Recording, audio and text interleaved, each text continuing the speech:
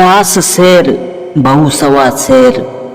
काव्या की सास बहुत ही चतुर, चालाक और कंजूस थी। उनके पास किसी चीज की कोई कमी नहीं थी। सोने चांदी के गहनों से तिजोरी भरी थी, लेकिन कभी किसी को कुछ देने के बारे में सोचती भी नहीं थी। उनके 3 बेटे और 1 बेटी थी। सभी बच्चों की शादी हो चुकी थी। काव्या सबसे छोटी बहू थी। इनकी सभी को अपनी उंगलियों पर नचाती थी, पर थी बड़ी मृदुभाषी। बातों पर ऐसी चाशनी चढ़ाती कि कड़वी बात भी मीठी लगती। सब उनकी बातों में आ जाते थे। शुरू में तो काव्या भी उनकी मीठी मीठी बातों में फंस जाती थी, लेकिन धीरे धीरे वो उनके कुटिल चालों को समझने लगी। अगर कभी काव्या का मन अपने पति के साथ बाहर जाने या मूवी देखने को करता तो सासू माँ बड़े प्यार से कहती, अरे बेटा, बाहर बहुत सर्दी है, तुम्हें ठंडी हवा लग गई तो बीमार हो जाओगी।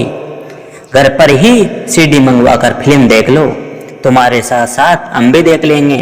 और कभी अगर बाहर डिनर का प्लान बनता तो कहती, बाहर का अनहाइजीनिक खाना खाकर तुम लोग बीमार पड़ गए तो। हाँ, कभी खुद का मन किया तो समोसे और कचौड़ी खाने से भी कोई परहेज नहीं होता। केर धीरे धीरे वक्त बीतता गया। 1 साल हो गया काव्या की शादी को। काव्या अपनी शादी की पहले सालगिरह को लेकर बहुत उत्साहित थी, लेकिन घर पर पार्टी रखने के प्लान पर तो सासू माँ ने पानी ही फेर दिया। बाहर जाना चाहा तो खुद के बीमार होने का बहाना बनाकर रोक दिया। काव्या को बहुत बुरा लग रहा था। काव्या के पति रोहन ने उसके मूड को ठीक करने के लिए उसे कुछ उपहार देने के बारे में सोचा।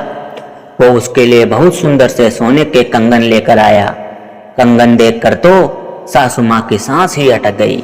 इतने महंगे कंगन भला यूं ही कैसे बहू को लेने देती। वो बड़े प्यार से रोहन से बोली, बेटा, ये कंगन तो इतने सुंदर भी नहीं है।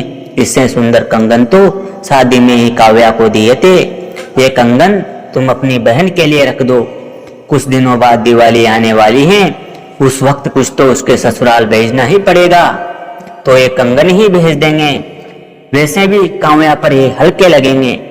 काव्या सब समझ रही थी। उसने भी कहा, हाँ हाँ रोहन, मुझे भी ये कंगन उतने पसंद नहीं आए।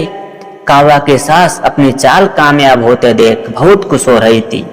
तभी काव्या बोली, मुझे तो वो माँ जी के जड़ाऊ कंगन बहुत पसंद हैं। वो मुझ पर बहुत जचेंगे, है ना माँ जी?